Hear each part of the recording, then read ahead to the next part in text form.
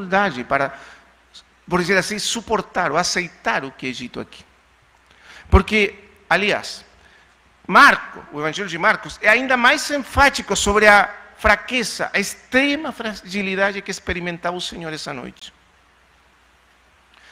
E muitos irmãos acham que como poderia ser?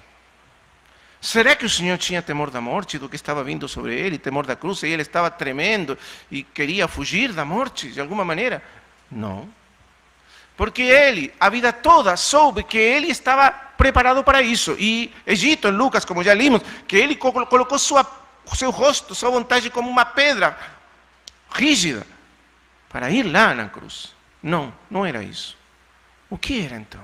O que angustiava a alma do Senhor até a morte essa noite? Pelo qual ele estava orando assim, até soar gotas de sangue. É o que ele ora. Aí está a chave para entender o que está acontecendo essa noite. É o que ele está orando.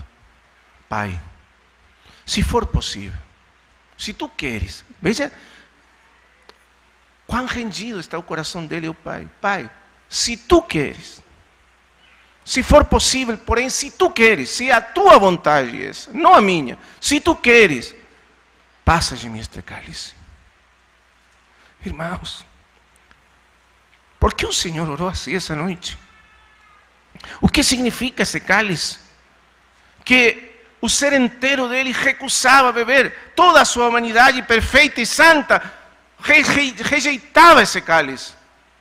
Por quê? E sua alma angustiada até a morte, aplastada até a morte, pela angústia de ter que beber esse cálice.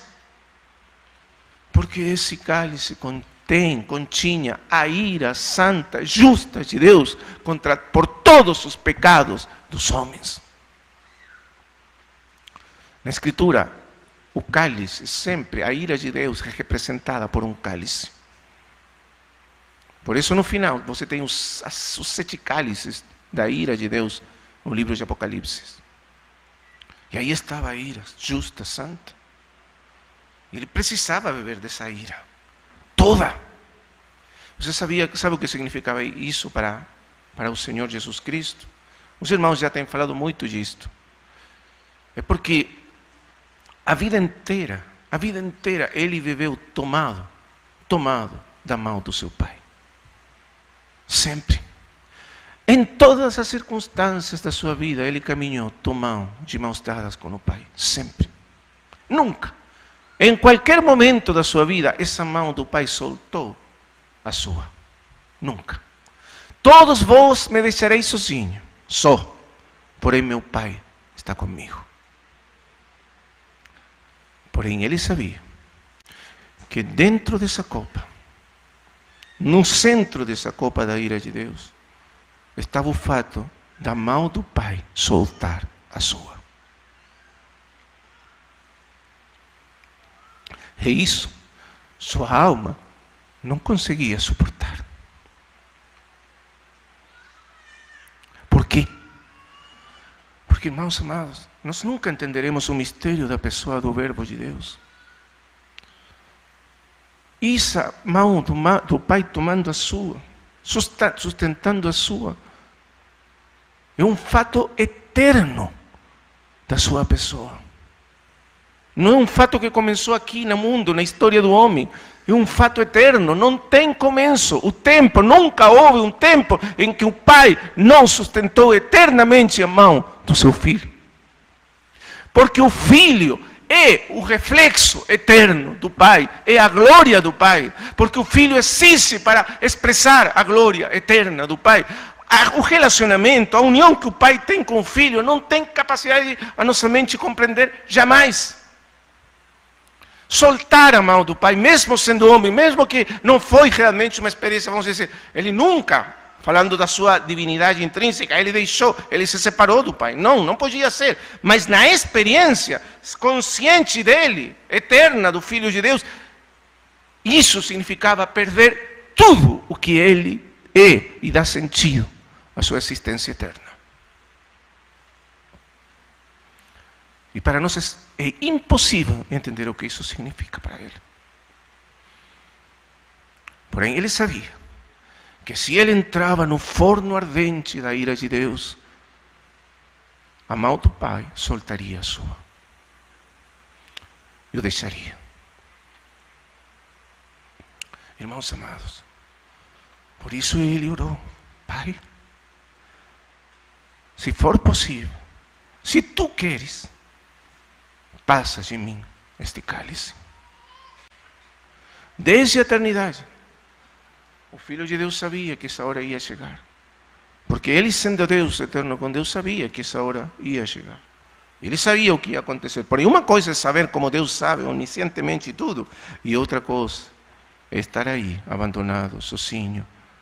Deus, como diz, é dito que quando Martinho Lutero estava traduzindo a sua Bíblia no alemão, para o alemão, do grego para o alemão, a Bíblia de Lutero, ele chegou nessa passagem e começou a traduzir. E os estudantes dele, que estavam aí ao redor dele, dizem que ele ficou calado, como se estivesse fora do mundo, por meia hora, sem falar. A mirada perdida. E quando ele voltou em si, falou, ele disse para os estudantes: mistério incompreensível. Deus abandonado por Deus. Deus abandonado por Deus. Deus sendo abandonado por nós. Porque quando ele entrou no forno da ira de Deus, e na sua mão direita, vamos dizer assim, figurativamente, ele tinha a mão do Pai, e na sua outra mão, ele tinha a nossa mão.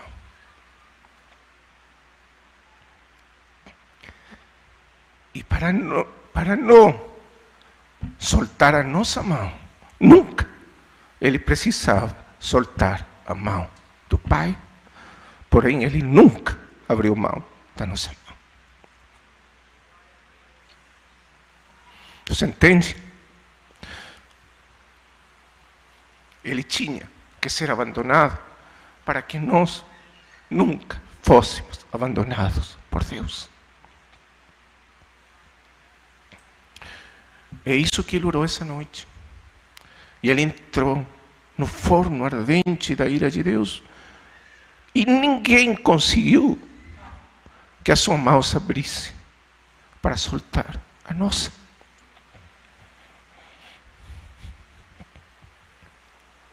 Irmão, desculpa. Irmão, irmã, você pensa, você sequer imagina que se nessa hora tão terrível para a sua alma, ele não soltou a tua mão, ele soltará a tua mão agora, em qualquer circunstância. Não. Ele nunca abrirá a mão das nossas mãos. Ele nos amou, como diz João, até o fim. Até o fim. E essa é a pegada número 8 na sua vida.